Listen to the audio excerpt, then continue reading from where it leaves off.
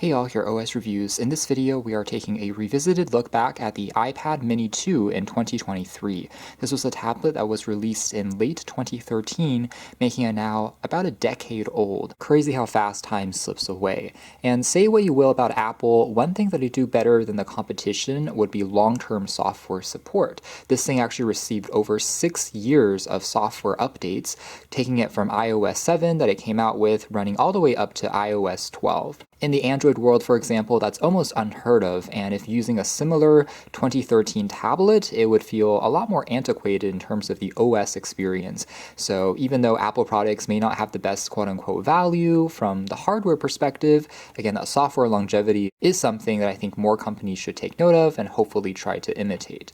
Now, if you're picking up one of these tablets today, you can easily find it for around $30 when shopping around. Granted, we are talking about a decade-old hardware, though it may not seem like it because Apple hasn't really updated the aesthetic of the iPad mini up until the iPad mini 6, which finally adopted a larger screen-to-body ratio, but until the iPad mini 5 from last year, it was still having the same identical look. In terms of pricing, I'll also mention that the original iPad mini, for comparison, can now be found for around $20 to $25 on the used marketplace, so this thing is really just about $5 more. And right off the bat, I will say that this is a much stronger value because the original iPad mini came with 512 megabytes of DDR2 RAM, but the second gen here doubles that to 1 gigabyte of DDR3 RAM, and more importantly upgrades the processor from the Apple A5 to the Apple A7, finally brings out a dedicated GPU here, the Motion M7 processor, which just means there's more horsepower inside, which is part of the reason why it was able to sustain itself from, again, iOS 7 all the way up to iOS 12, versus the original iPad mini can only go up to iOS 9. And in terms of the iPad mini 3, very interestingly, Apple actually didn't change the internals at all in terms of the processor and RAM. So you're getting the exact same level of performance. In fact, the iPad mini 3 also goes up to iOS 12, the same as the mini 2. The only difference between the 2 and 3 is the presence of a Touch ID fingerprint scanner. The iPad mini 3 actually can be found for around $40 to $50 when shopping around, so almost twice the price of this mini 2, despite not getting twice the performance, which puts the mini 2 at an interesting spot as perhaps a slightly better value out of the super cheap low-cost iPads out there. Of course, we'll talk more about the performance later on, but just a closer look here on design. This is the Wi-Fi model. It also came in a cellular configuration, starting at 16 gigabytes of built-in storage, which, like most iPads, are not expandable, so make sure you pick the version that you need right from the get-go. The back here also features a 5 megapixel autofocus camera with no LED flash and a couple of noise-canceling microphones. The top here houses a 3.5mm headphone jack, a power key, and then on the spine there's access to a mute switch as well as a volume rocker, pretty standard, and the bottom here features that reversible lightning port and stereo speakers. Now inside, a 23.8 watt-hour battery was sufficient to power the iPad mini 2 for around 10 hours of continuous usage before needing to top it up. Like all used tech, of course, batteries will degrade, but on tablets, at least you have a bigger cell to begin with compared to phones, and even on a used unit like this one, I was still able to hit around 6 hours to 7 hours of screen on time, even when updated to iOS 12, which is impressive, I have to say. Overall build quality, like most Apple products, is very strong because of the full metal housing here, the unibody. It's also quite compact and easy to carry, which is the whole premise of an iPad mini compared to a larger sized, say 9.7-inch tablet from the same era. And although our modern-day smartphones are now adopting screens closer to 7 inches, the aspect ratio is much taller than the iPad mini, which has a square 4:3 aspect ratio, which means that the surface area is still larger. Now weighing at 0.7 pounds, it's also reasonably light, and that display really is the star of the show, which has a Retina 2K resolution. Everything is pin sharp, IPS LCD with wide viewing angles.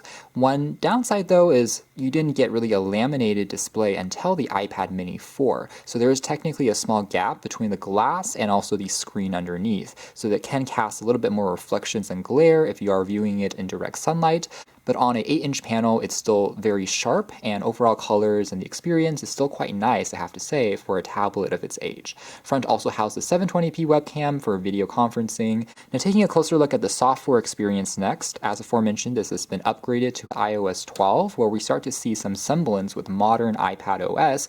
For instance, access to your control center, including shortcuts on the top right-hand corner, as well as notifications on the left, plus the ability for you to use gestures when navigating between open applications. You can swipe over to the left to access a drawer where all the widgets will be sitting, as well as universal search can also be triggered. So all these commands still function all right, and system navigation at least still feels relatively fluid. That's an area where I think, again, Apple has done a good job of optimizing this hardware to hold up decently. That 5-megapixel built-in camera is nothing to write home about, but at the very least it is autofocus, and if you're using it to scan in documents and text, it still works in a pinch, and also supports HDR. A pretty simple UI, and of course not nearly quite as advanced as on modern-day smartphones, but surprisingly still quite capable on something as simple as a tablet, as you can see here. And in terms of browsing, it's not completely obsolete either. Granted, even though it has dual-band Wi-Fi, 2.5G and 5G, it's not the fastest in terms of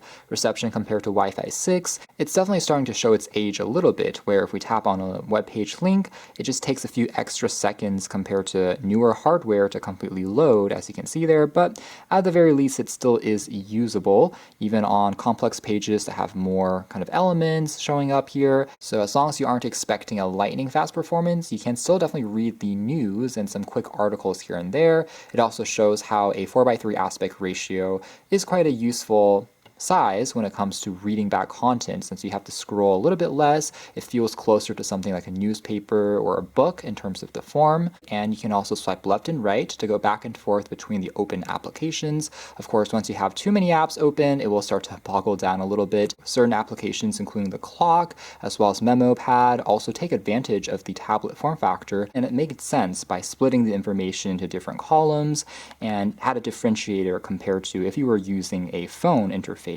And here's a demo of a YouTube being played back, as well as what the speakers sound like.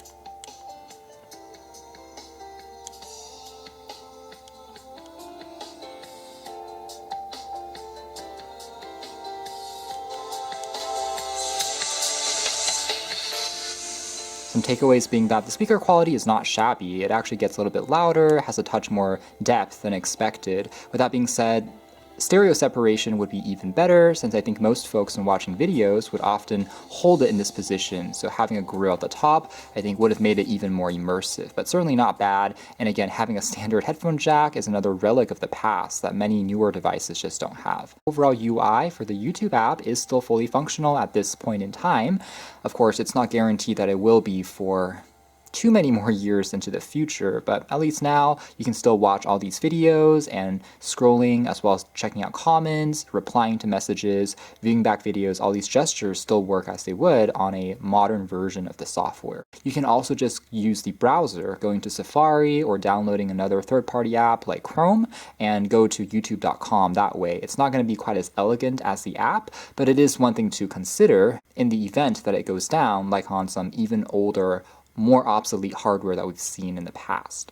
Although the majority of social media apps, including Instagram, Facebook, even TikTok, are still fully supported by this OS, you can tap on install directly and it will work. There are certain newer apps, including, say, ChatGPT, as well as newer games, namely, that will require a even newer version of iOS. But for many legacy applications, and the more common ones, for instance, whether it comes to YouTube, again, reading webtoons, older style games, those of course can still be fully installed.